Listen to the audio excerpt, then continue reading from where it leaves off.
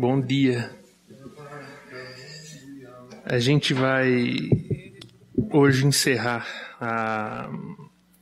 o ciclo da Escola Dominical do livro, né, do LED, sobre o Evangelho do Reino. E comigo ficaram os dois últimos capítulos, que é o capítulo 8 e o capítulo 9, que são o Reino, Israel e a Igreja, e quando virá o Reino, né? E é curioso que esse livro ele não tem um capítulo de resumo, né? Normalmente os livros eles vêm vindo, tal, ele vai explicando, aí tem um último capítulo que faz aquela amarração total, falando, olha, no primeiro falamos isso, papapá, e a conclusão. Não tem, ele realmente vai colocando os pontos do reino e ele termina com esses dois, né? Que na verdade esse capítulo 8, que é o reino, Israel e a igreja, é quem vai fazer parte do reino, né? Quem, não é que pode fazer, mas quem irá fazer parte desse reino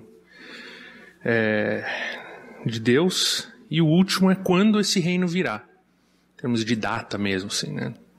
Seria, né? Temporalmente, quando que esse reino chega. Eu vou. Eu fiz uns cálculos e a gente chegou no... Falaram que não era para falar do livro, né? Tem que acrescentar alguma coisa. Então, eu acrescentei meus cálculos.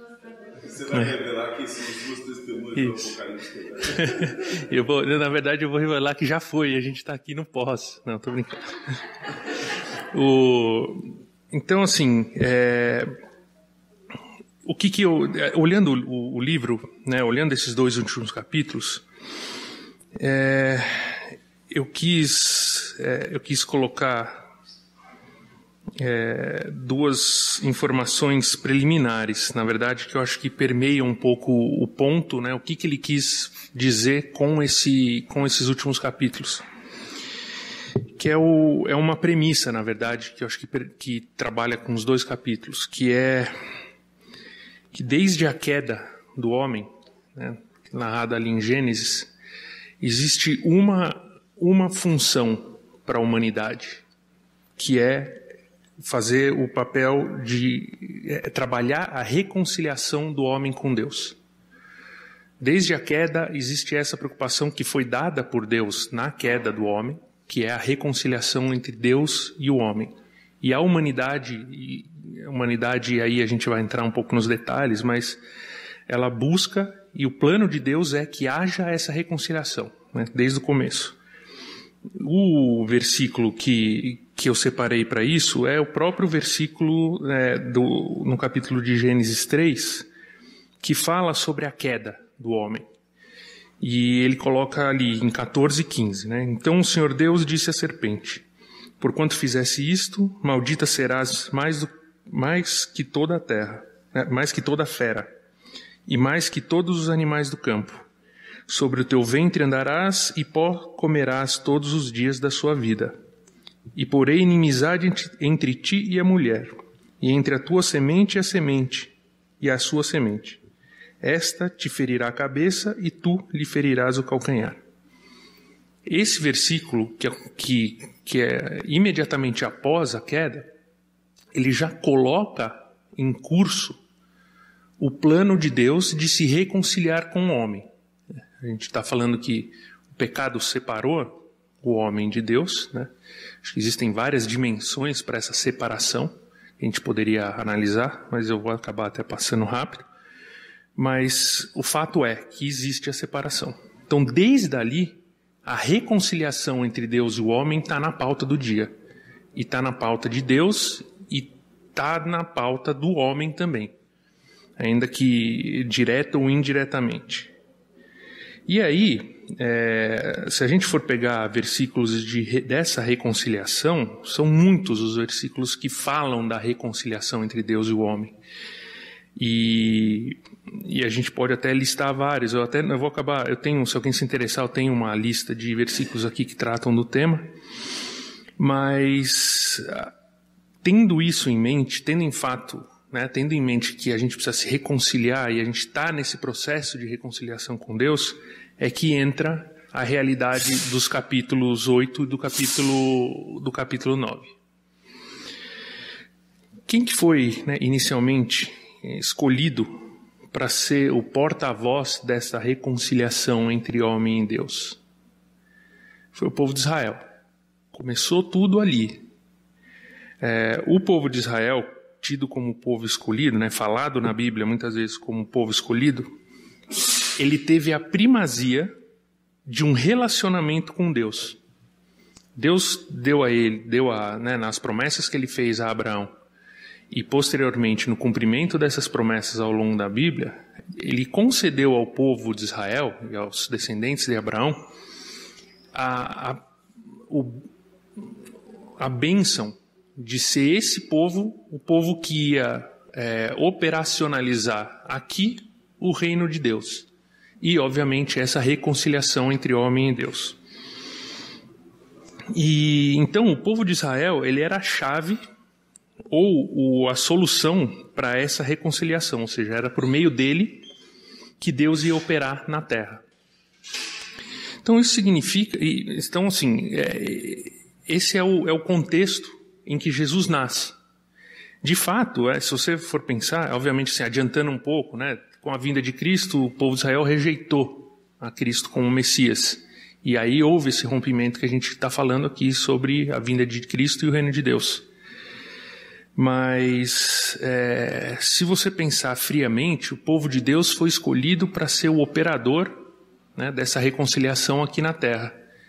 E de fato foi, porque Cristo nasceu não no povo chinês, não no povo da Índia, não. Cristo nasceu dentro do povo de Israel, dentro do povo que foi escolhido para ser o povo de reconciliação entre homem e Deus, né, o operador.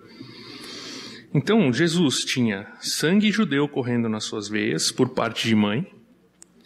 Ele era o Messias prometido. Parte de mãe e pai, né? Mas é que o pai dele é o Espírito Santo, então não necessariamente teria sangue. Então, ele tem sangue judeu correndo nas veias dele. E ele era, como a gente já estudou ao longo dos capítulos, ele era a revelação desse mistério de Deus para a reconciliação. Só que, como a gente falou, o povo de Deus não reconheceu como o reconciliador ou como o Messias que tinha sido prometido. E isso, o fato deles não terem reconhecido, fez com que Deus, em Cristo, criasse uma grande revolução nas regras do jogo. Esse não reconhecimento significou que o reino de Deus, ele não mais ia ser operado por pessoas que tivessem o sangue do povo de Deus, ou que fossem filhos do sangue dos descendentes de Abraão. Ou seja, a descendência, o sangue dos humanos, dos judeus, já não era mais o ponto crucial para que esse povo representasse o reino de Deus na terra e operasse essa reconciliação. E esse é o ponto que trata, entre outros, mas é um dos pontos que eu selecionei para a gente falar sobre esse capítulo 8. No direito internacional, mas o direito em geral, existe a questão da nacionalidade. Quem já passou por processo de nacionalização, de buscar uma outra nacionalidade, etc., já o advogado que ajudou a fazer o processo já deve ter explicado mais ou menos como é. Mas, assim, na teoria, né, todo mundo pertence a algum país, né? Todo mundo tem uma nacionalidade. E para estabelecer essa nacionalidade, né, de forma que eles chamam de originária, mas para você estabelecer qual é a sua nacionalidade, né, a qual país você responde e você se conecta, existem 2 critérios em geral. Um critério e os critérios são em latim, então um critério chama ius sanguinis, que é o critério que a sua nacionalidade depende do seu sangue. Da onde vem o seu sangue é o que vai determinar qual é a sua nacionalidade. E outro critério é o ius soli, Ou seja, não interessa qual é o seu sangue, de onde você veio, se você nasceu num lugar geográfico específico, você é nacional desse lugar. E aí, cada país tem um pouco isso.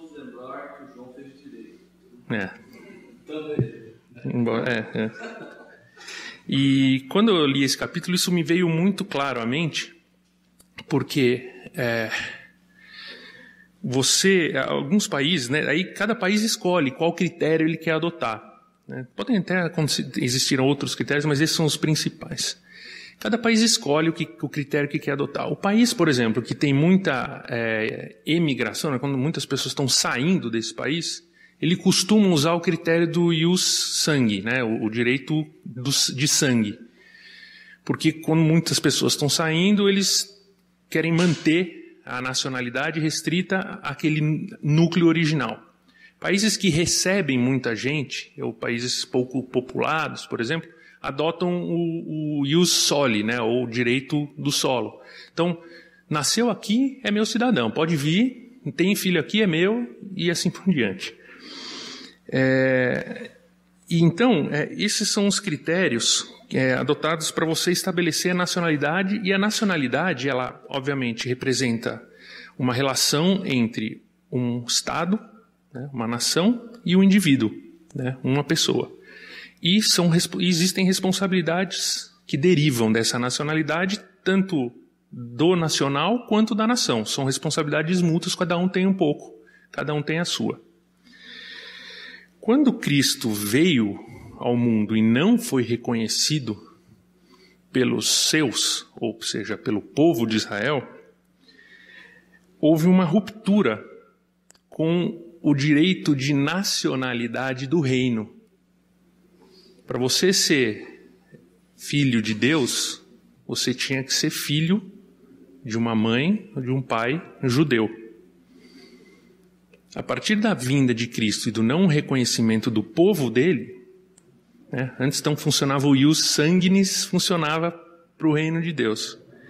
A partir da rejeição deles, houve uma quebra disso. E agora, graças ao derramamento do sangue de um judeu, o que funciona não é mais o direito de sangue. Para eu ser um cidadão do reino de Deus e operador da reconciliação entre homem e Deus, eu simplesmente preciso crer que esse Messias veio, que o sangue dele foi derramado. E agora, daí eu brinquei, né? Se você tinha o ius sanguinis para representar, para definir quem você era, agora você precisa do direito da fé. Ou do direito do Espírito. O ius fide ou o ius spiritus. Ou seja, a fé determina a sua nacionalidade. Não interessa onde você nasceu, de onde veio o seu sangue, não interessa nada, só interessa a sua fé. E isso foi uma ruptura muito grande para o povo de Israel, porque eles estavam acostumados a serem o povo escolhido, e o meu sangue é o que me define. E a regra de repente mudou. Essa revolução significou também que a base do relacionamento entre Deus e o homem, agora ela é individual. Não interessa de onde você veio, quem é sua família, quem é seu pai, sua mãe, seu tio, seu avô, o que ele fez, o que ele não fez. O que interessa para fins de ser parte do reino de Deus é simplesmente se você, indivíduo, tem a fé ou não. Acredita em Cristo como Messias ou não. E a partir desse momento que você acredita nisso, você adquire essa nacionalidade espiritual do reino de Deus.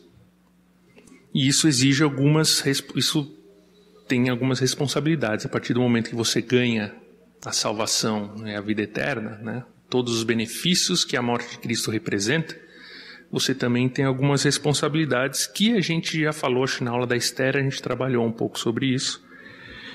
Mas, em linhas gerais, isso vai ser muito importante para falar do próximo capítulo, uma das grandes responsabilidades é justamente que agora nós, igreja, ou seja, conjunto de pessoas que crê no Messias, é responsável pela operação do projeto de Deus na humanidade, que é o que a gente tinha falado lá no começo, que é a reconciliação. Nós somos os operadores dessa reconciliação aqui na Terra. É um papel que era antes do povo de Israel e agora é nosso. Então, assim, o que eu tinha colocado aqui é que, da mesma forma que você, como brasileiro, né, você é um brasileiro ou é um nacional de um país, seja lá qual país você for nacional, todos os dias da sua vida, ou seja, não interessa onde você está, você é brasileiro, a mesma coisa com a gente e o reino de Deus. Nós somos cidadãos do reino de Deus em todos os lugares, e nós representamos esse reino em todos os lugares. Você tem uma dupla nacionalidade agora. Uma baseada no direito de solo, se você for brasileiro, porque no Brasil, nasceu aqui é brasileiro. Outra baseada no direito da fé.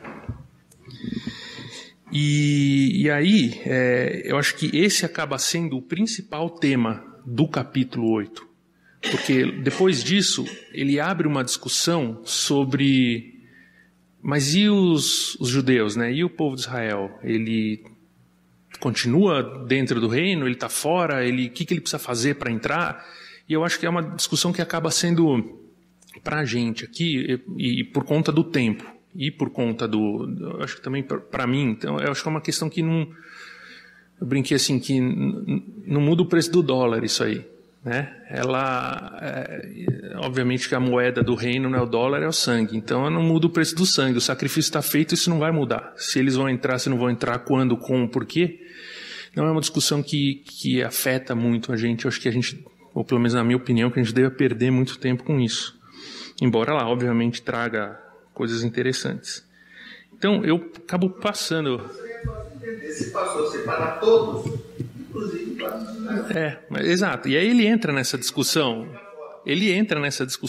E aí explicando tudo mais, mas eu vou meio que passar. Quem tiver curiosidade, lá nas páginas, acho que a partir da página 127, 126, 125, ele começa a falar disso. Mas o ponto que eu queria passar nessa questão do relacionamento de reino, Israel e igreja é essa transição entre... Quem que operava esse ministério da reconciliação antes de Cristo? Né? Quem foi escolhido para operar isso? Se alguém tem dúvida de que é o povo de Israel, é só ver de onde veio o Messias. O sangue dele era desse povo. Ele veio, eles não reconheceram. A regra muda. Agora o sangue não importa mais, o que importa é a fé.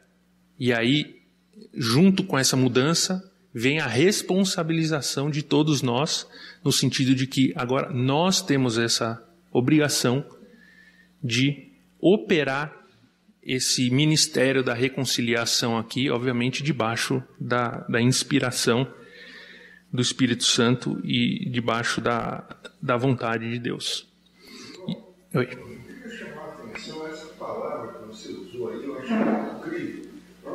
Operadores. Na verdade, o povo judeu se achava dono, né, da reconciliação. Sim. Ou exclusivo. A reconciliação era só para eles. Uhum. Mas o plano de Deus é que eles fossem operadores. Trazendo isso para nós, da mesma forma, nós não devemos ser os donos da reconciliação, ou exclusivos desse plano, mas sim operadores dessa reconciliação. Ou seja, não é só para nós, é para todos. É para todos. E aí foi boa a sua colocação, porque eu encerro esse resumo do capítulo 8 com uma frase do próprio livro, né, do autor, que ele fala: a missão da igreja não é apenas usar as chaves do reino para abrir, tanto para o judeu quanto para o gentil, a porta da vida eterna, mas também ser o instrumento do governo dinâmico de Deus no mundo, para se opor ao mal e aos poderes de Satanás. A gente depois pode ver... A próxima frase, segue, só mais uma frase. Pode ler aí, porque eu separei no meu... coisa. O povo de Deus perde de vista esse fato, traímos nosso caráter como igreja. Somos o foco do conflito entre o reino de Deus e o mal satânico. É isso aí. Então, ao invés de ser da reconciliação, nós passamos a ser foco do conflito. Exato. É muito importante esse papel, de fato, do homem aqui, desse relacionamento. E é fato mesmo, assim, o povo de Israel se perdeu. Ele se perdeu na filigrana, ele se perdeu no excesso de zelo. E ele, olhando muito para a forma e não para a razão por trás, né, desse papel. A importância disso para a gente hoje é que a gente não perca essa noção do grande propósito que a gente está aqui agora. Isso eu acho que é uma enorme mensagem desse capítulo. Não perder essa noção do para que eu estou aqui. Eu não estou aqui para forçar ninguém a ser cristão. Eu não estou aqui para impor a minha vontade. Estou aqui para operar a vontade do reino. Fala, Tomás. Dizer, estavam falando da história de Israel. Deus tem um plano para Israel. Em vários lugares. Mas é um plano que, inclusive, é misterioso para a gente, olhando que a gente lê na Bíblia, tanto que tem várias interpretações. Agora, aquilo que o Fred falou, Jesus veio para os não-judeus e para os judeus. E qualquer um que receber Jesus está dentro do reino de Deus, não importa. Exato. E isso era o plano de Deus, né? Eu não acho que, desculpa, eu não sei se não foi claro, mas eu acho que assim que, não deu certo para os judeus, vão mudar de... Não. Era o plano de Deus atingir, em Cristo, atingir todos nós gentios. Essa discussão... E assim, é o plano de Deus.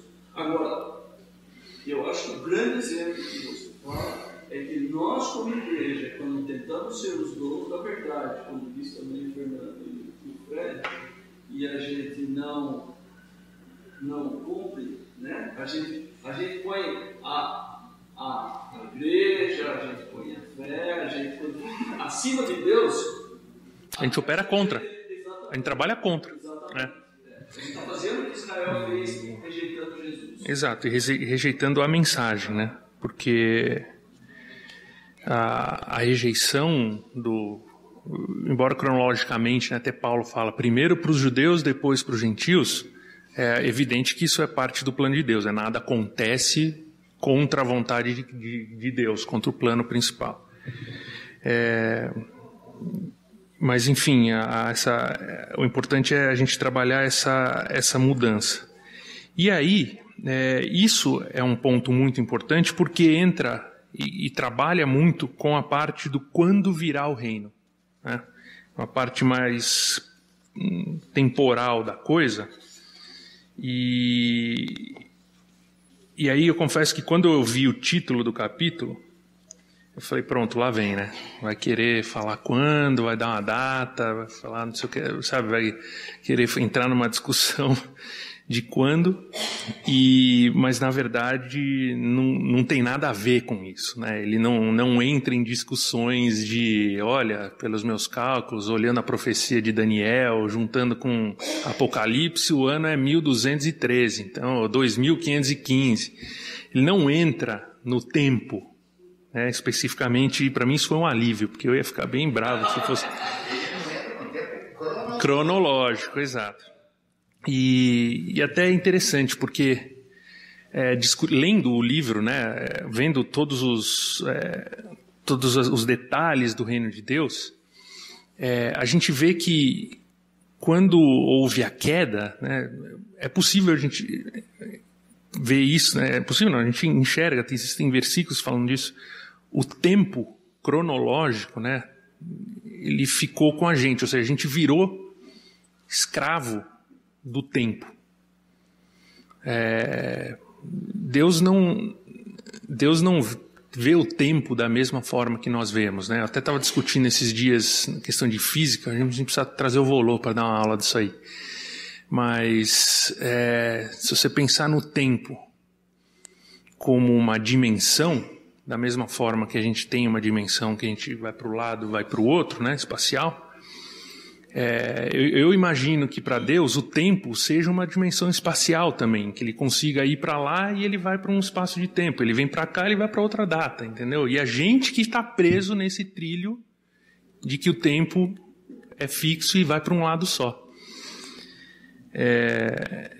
E aí, toda vez que entra nessa história de tempo, né? Quando que vai ser e tal, eu fico meio... Não entra nisso aí que vai dar ruim.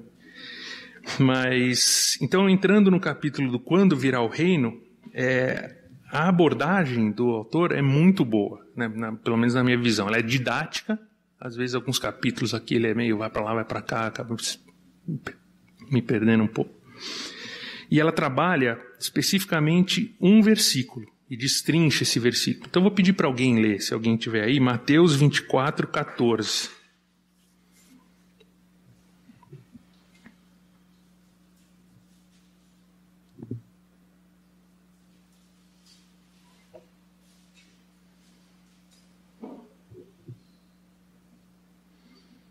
E será pregado esse evangelho do reino por todo o mundo, para testemunhar a todas as nações, então virá o fim.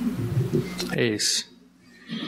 E será pregado esse evangelho do reino em todo o mundo, em testemunho a todas as nações, e então virá o fim. É desse versículo que ele vai trabalhar o quando. Então, quando virá o fim? Ou quando a gente vai ter a próxima vinda de Cristo e a consumação do projeto de reconciliação de Deus? Quando o evangelho do reino, for pregado em todo o mundo, em testemunho a todas as nações. Essa é a resposta do quando para ele. E aí, em vez de entrar no detalhe também, que era outra coisa que me preocupava, né? Então vamos analisar aqui o que significa todo mundo. E aí pega e vê, não, todo mundo é todo mundo aqui. Não, todo mundo não é todo mundo, é uma parte do mundo que acredita. Em vez de entrar nesses detalhes, ele olha para esse versículo e fala o que esse versículo que fala do tempo da volta de Cristo traz de prático para mim, para a minha vida, eu como cidadão nacional desse reino de Deus.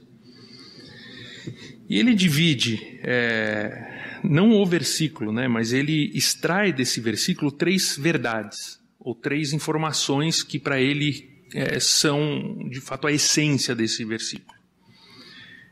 A primeira é uma mensagem, ou seja, esse versículo traz uma mensagem para a gente.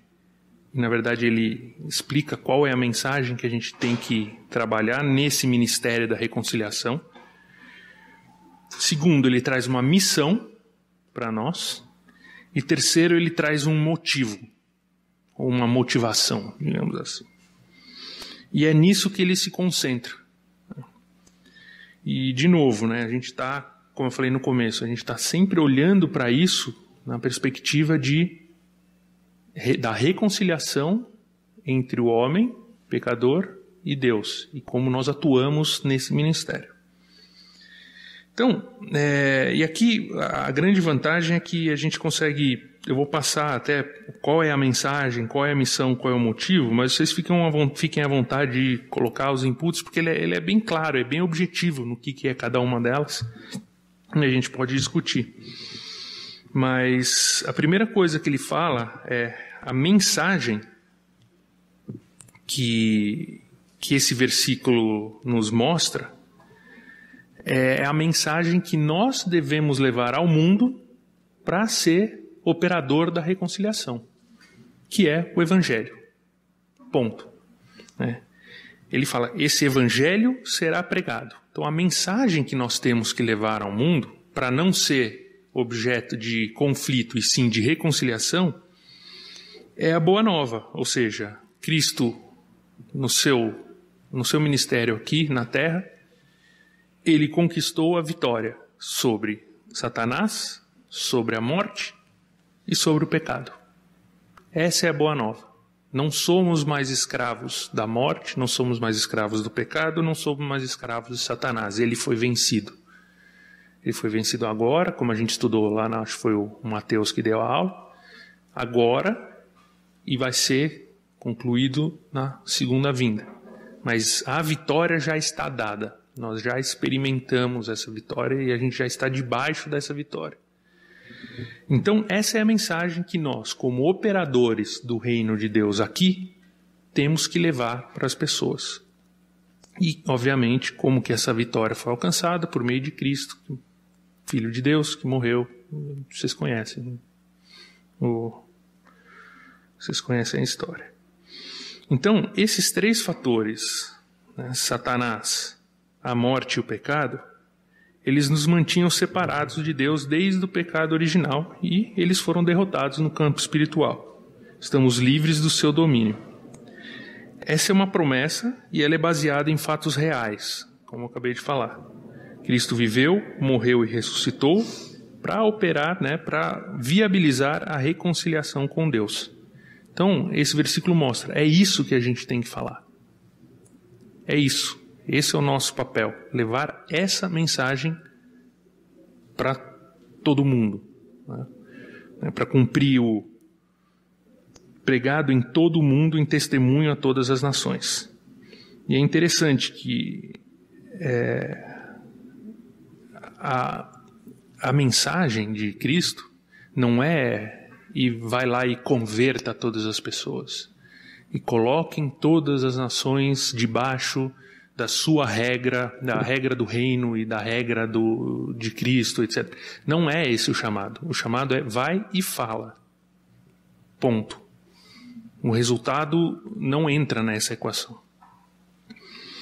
O segundo ponto é a missão, né? E aí é o que a gente já falou adiante. Então, assim, a gente tem a mensagem, e essa mensagem é para ser... O que a gente faz com essa mensagem? A gente leva. Então, é o que a gente começou a falar agora. Esse versículo de Cristo, ele tem um par, né? O autor coloca ele um par com Mateus 29, de 19 a 20, que é o ID, né? Prega o ID aí. É o ID pelo mundo. Mateus, eu tinha anotado 29, mas se for 28, é o meu. Tá. Então, portanto, ide, fazei discípulos de todas as nações, batizando-os em nome do Pai, do Filho e do Espírito Santo, ensinando-os a guardar as coisas que eu vos tenho mandado, e eis que eu estou convosco todos os dias até a consumação dos séculos. Amém. Então, a nossa missão de pregar, ela vem e faz coro com essa parte, com esse mandamento de Cristo, né? Com esse envio que Cristo fez. E o autor, ele vai além. Ele diz que, o Led fala que essa missão que nós temos, ela tem uma proporção muito maior do que simplesmente ir lá pregar o Evangelho do Reino. Ela é uma concessão de um propósito de vida.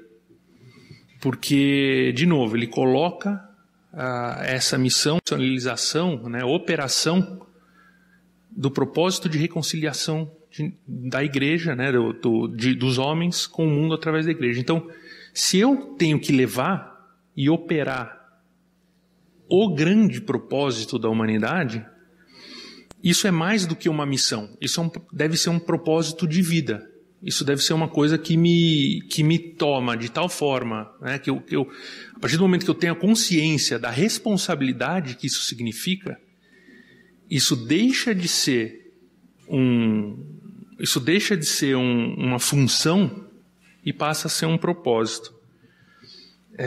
Eu sou o propósito de trazer o sentido real da humanidade, né? O meu propósito é trazer o sentido real da humanidade na história, ou seja, a reconciliação com Deus.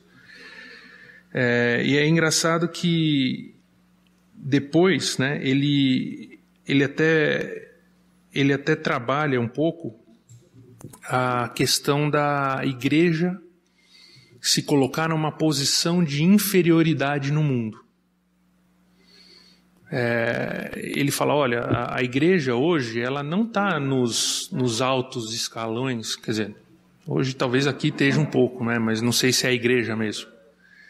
Mas a igreja, né, os operadores do reino, eles não são considerados pelo mundo os grandes conselheiros ou pessoas a quem o mundo se vira para buscar sabedoria ou para buscar informação. Pelo contrário, existe um movimento muito grande de separar, colocar a fé né, e a igreja junto disso, no campo da irracionalidade. E a racionalidade ser o grande vetor de crescimento da humanidade, o que realmente interessa. E o autor, ele faz uma exortação do tipo, assim, olha, para de se colocar numa posição de inferioridade diante do mundo, porque quem está executando o grande propósito da humanidade é a igreja. Não é a ciência, não é o conhecimento humano. A partir do momento que a gente reconhece que existe um propósito para a humanidade, que é a reconciliação com Deus, e nós operamos esse propósito aqui, a gente é portador do principal, da principal função da humanidade na Terra. É nossa essa responsabilidade. Por mais que as pessoas acreditem ou não, somos nós que vamos operar isso. Então ele pede, ele faz uma exortação para a igreja sair de uma posição de inferioridade diante do mundo e se colocar, de fato, numa posição não de soberba, mas se dando o devido valor diante dessa missão. E isso eu achei por um lado eu achei interessante, porque de fato, olhando por esse aspecto, nós igrejas estamos com a maior responsabilidade, sermos os operadores dessa reconciliação. Ela não vem pelos nossos esforços, ela vem pelo Espírito, mas nós operamos isso aqui, a nossa vida reflete isso aqui. Mas, então isso é bem legal pensar nesse sentido. Mas, por outro lado, é muito difícil que a humanidade enxergue isso. Aliás, a gente tem que esperar que a humanidade não enxergue isso, enxergue justamente o contrário, A sabedoria dos homens não é a sabedoria de Deus. Então, a gente não vai ter esse reconhecimento pelo mundo. Não, essa visão dele, eu acho que deve ser valorizada, principalmente porque quando ele escreveu esse livro, o mundo vivia a polarização e o centro da Guerra Fria. Ou seja, o Fidel Castro ainda não tinha chegado a Cuba, o Kennedy não tinha sido eleito, o Brasil tinha acabado de ser campeão pela primeira vez. Ou seja, é um mundo muito diferente. E ele já tinha essa visão. Tá? Ele tinha essa visão, e nessa parte do propósito é legal porque esse período da história, a humanidade, ela estava colocando em xeque a sua própria sobrevivência ou existência, diante da guerra nuclear.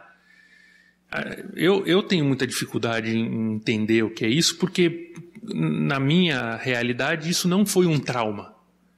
Mas no pós-guerra e nesse período de Guerra Fria, que é quando foi escrito, a possibilidade, ainda que distante, assim, mas da extinção da humanidade por conta de uma briga nuclear entre duas potências, era real. Se de fato isso chegou a ter chance de acontecer ou não, eu não sei. Mas era real a possibilidade da extinção da humanidade por conta da briga de dois países. E aí eu acho que entra um contexto disso, assim, falou, olha, nesse momento em que nós estamos contestando a nossa própria existência e nós estamos contestando qual é o nosso papel nessa história do mundo, esse propósito de papel de reconciliação do homem com Deus é fundamental, porque ele está acima de tudo isso. Mesmo que haja um holocausto nuclear, a minha missão está acima do holocausto nuclear, ela está acima do conflito, da guerra, da morte. Então é de fato interessante esse aspecto cronológico, de quando ele fala isso e qual é o contexto que ele vive. Aliás, essa contextualização ela é bem importante, eu acho, em vários sentidos. Mas eu vou dizer, eu achei esse livro muito legal. Eu acho que aqui não tem esse problema da questão nuclear. Tem muito do que aconteceu naquela época, uma euforia mundial.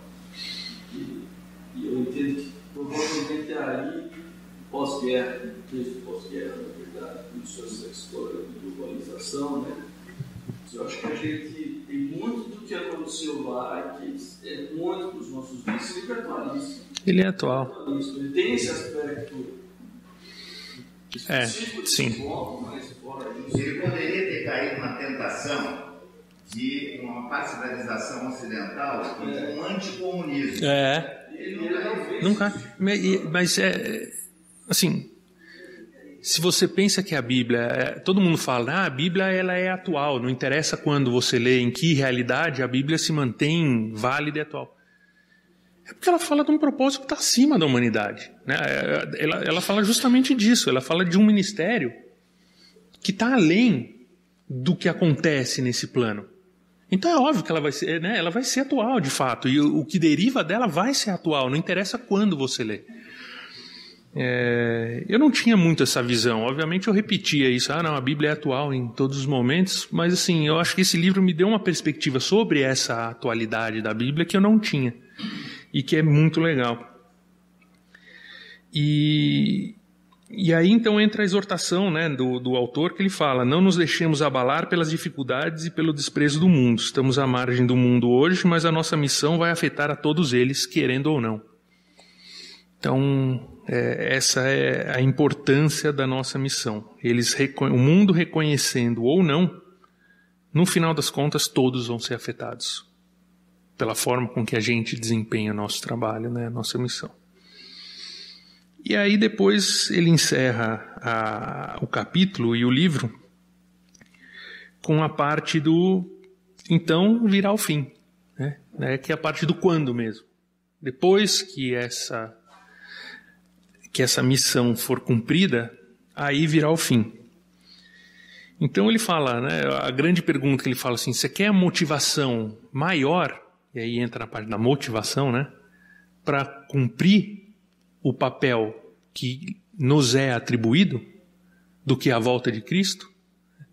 Se está nas nossas mãos a operação do reino, quanto mais a gente trabalhar, mais cedo, cronologicamente, a gente vai ter esse retorno, né? A segunda vinda de Cristo e o final da história nesse sentido.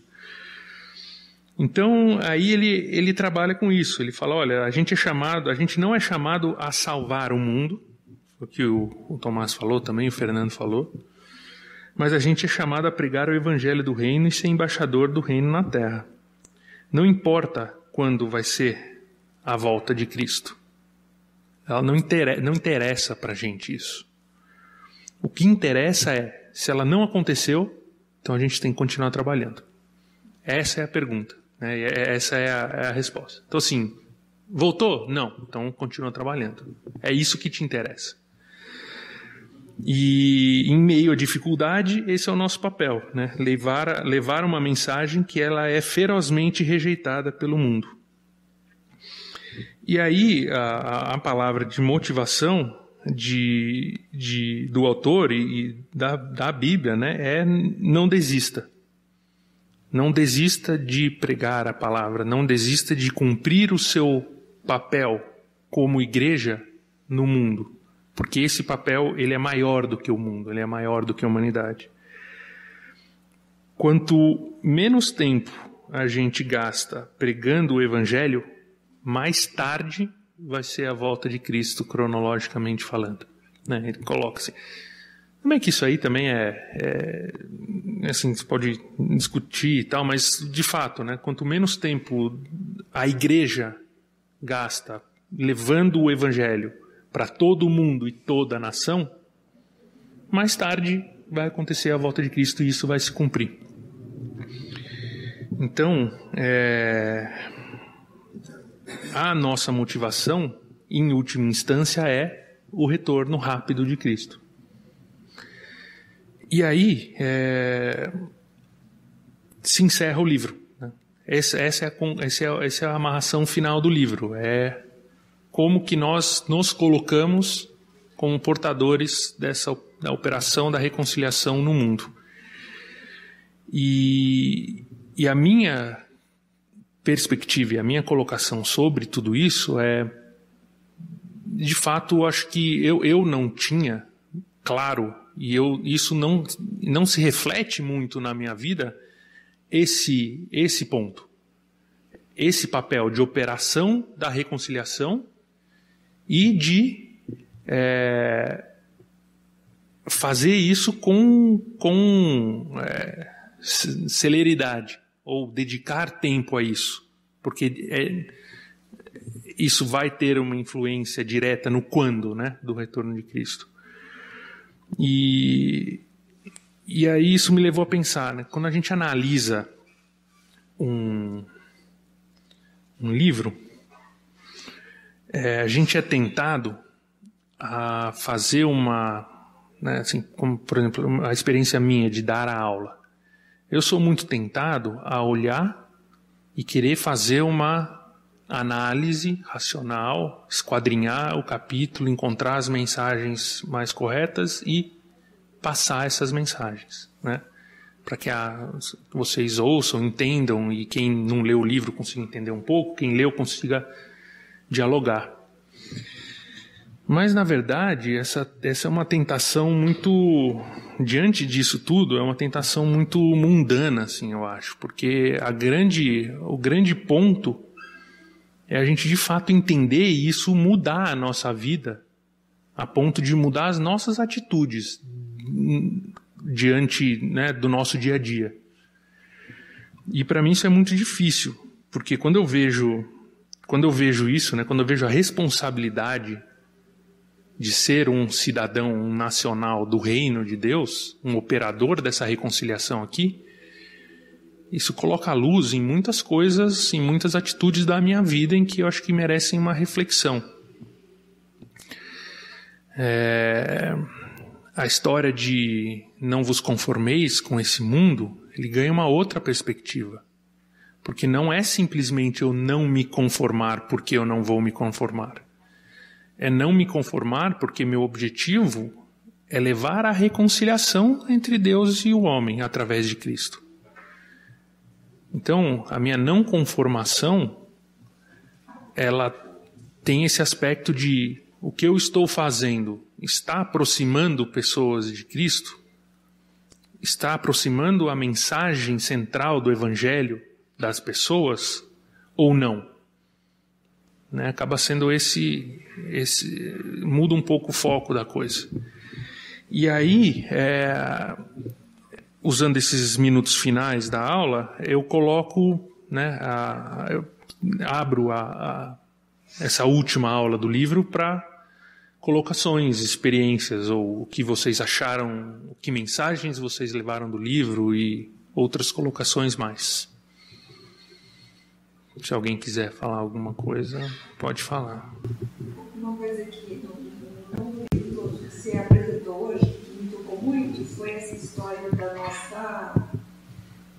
do nosso motivo de estar aqui, está servindo o reino, mas que não temos que esperar pelo resultado. Porque eu acho que a história igrejística da vida, ela é sempre assim, você precisa fazer com que as pessoas entendam quem Jesus é. Você tem que ficar lá esperando até sair o suco.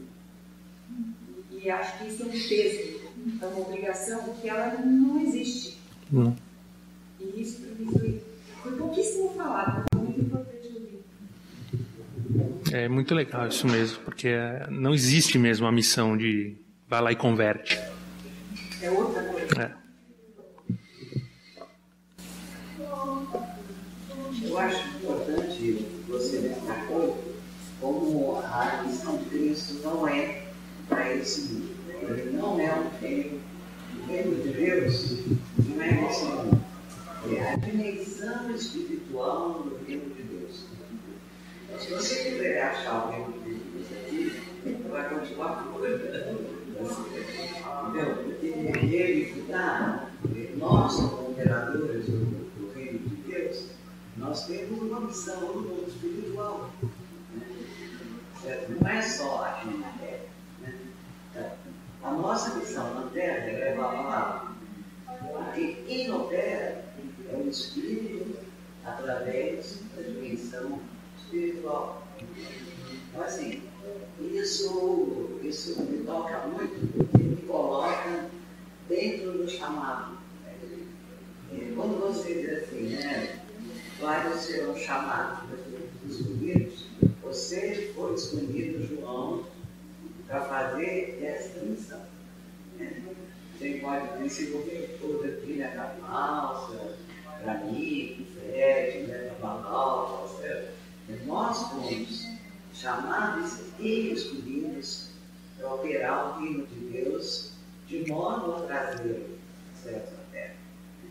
Então, assim, eu acho que essa compreensão do livro lá, né, que esse reino, o reino de Deus, está presente enquanto missão, mas ainda ele não está presente na realização do seu propósito. Ele não está consumado, né? Ele não está.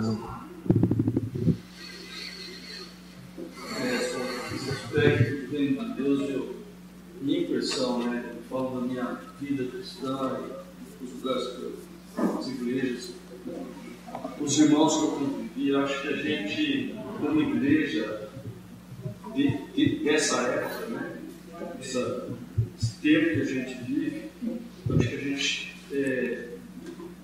perdeu muito o que é estar no reino de Deus, o que é a gente ser cidadão do reino, o que é a gente ser nascido do Espírito e fazer parte do reino de Deus. Acho que é muito óbvio para a gente, muito forte nós sermos membros do corpo de Cristo como igreja. E apesar de parecer semântica, pelo menos Jesus, principalmente Jesus, dá uma ênfase muito grande no aspecto do bem. E eu acho que nós, como filhos de Deus, muitas vezes esquecemos isso. E isso é assim, talvez é o principal, não sei bem essa palavra mais adequada, mas a principal característica nossa, o principal rótulo nosso, é que nós somos filhos, ou somos do reino de Deus, mais do que membros da igreja, o que não deixa de ser verdade, mas mais importante disso é que nós somos do reino de Deus, o reino que Jesus Cristo trouxe. E esse livro, falando especificamente dele, eu acho que ele trouxe muita coisa que nos reforça a ter essa visão. E deu uma ênfase apropriada, sem novela, sem fantasia, sem coisas assim, mas mostrando isso de uma maneira muito clara o que é a gente ser filho, ser parte do reino de Deus. Então, eu achei muito importante. Assim, pelo menos para mim, é duro. Assim, ele coloca em xeque muitas coisas assim, do nosso dia a dia, assim, da nossa atuação aqui. Ela coloca, não em xeque, mas pelo menos ele coloca o holofote naquilo e fala, né, te dá uma perspectiva, fala, não é só o reino, né? É o rei, era o reino, né? Não tem implicações muito práticas, assim, né? Sim. E a gente foge de responsabilidades. Eu acho que é legal, a nossa responsabilidade não é pelo resultado, mas a responsabilidade de operar é sim. E a gente tem que se a passagem está garantida, estou salvo, né? Não, tem muita coisa para a gente fazer. E é um desafio enorme. Eu lembro do que o Ziel falou uma vez, que é fácil você ser missionário lá fora, né? Difícil é na tua lado, na sua casa. E é isso que a gente vive, né? Os conflitos de família, eu tenho que estar nisso. Tem que estar acontecendo ali. Sim. E essa perspectiva do livro que você citou, de a gente trazer o evangelho para Jesus voltar mais logo, eu acho que é uma coisa meio egoísta, para apressar. Na verdade, eu acho que é uma responsabilidade para estabelecer o reino, né? Para a gente viver coisas legais com os nossos familiares, a nossa igreja. Mas assim, eu acho que essa perspectiva, eu entendo essa parte egoística do tipo, quero que para mim vai ser bom, então eu quero que ele venha logo. Mas se você olhar sobre a perspectiva do cumprimento da missão da humanidade, do grande papel de reconciliação, que reconcilie mais rápido. Eu quero que a reconciliação se opere mais rápido possível. A reconciliação. Tem uma frase aqui que me chama muita atenção, eu não tenho conhecimento para atestar, contestar qualquer coisa. Está na 142 que diz o seguinte: apenas a Bíblia, de toda a liturgia antiga, contém uma filosofia da história. E esta é a filosofia da redenção. Bom, eu achei muito forte, muito assertivo, muito definitiva essa frase. Mas ela está colocada aqui depois que ele faz uma análise sobre a questão da filosofia do progresso. Que nós todos crescemos, nascemos e crescemos com essa ideia, que o progresso é inexorável, a humanidade está crescendo. E eu acrescentaria, ele não fala isso, com essa ideia do processo, movimento civilizatório, que hoje é muito utilizado. E, de certa forma, eu acho que ele combate, ou seja, ele diz que o progresso não é inexorável, nem esse negócio civilizatório. Sim. A única resposta que eu tenho é essa da redenção. Esse é o propósito. Porque o progresso da civilização é uma visão humanista do mundo, é resultado da visão humanista do mundo. E a redenção. Ele cita inclusive várias linhas filosóficas, assim, para depois virar e falar assim: descarta todas. Tem um propósito, que é a reconciliação. Acabou, não tem outro. Então, e que ele fala que a Bíblia é a única que fala isso, né? Os cristãos e muitas igrejas embarcam nisso, né? Ou seja, ao invés de estarmos proclamando a redenção, foi bem colocada, nós estamos embarcando na agenda do progresso e essa tal de civilização, nessa agenda que o Tomás falou. E isso é que eu acho que é a questão chave aqui.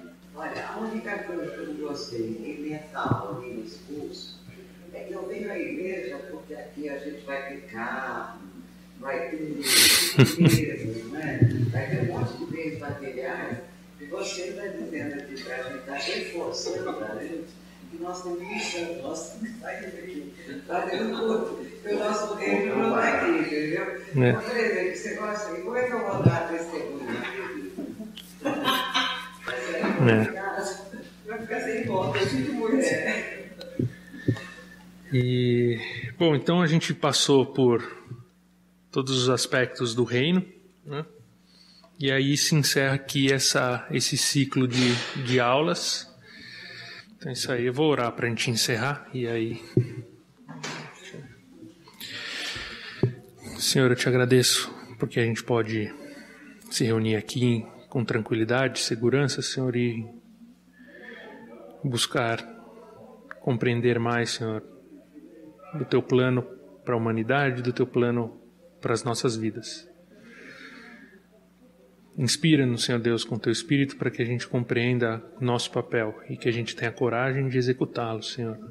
Não importa a dificuldade, o local e a circunstância. Dá-nos coragem para isso, Senhor, coragem para examinar o nosso dia a dia, examinar os nossos pensamentos à luz da Tua vontade e da missão que o Senhor coloca na vida de cada um de nós. Em nome de Jesus. Amém.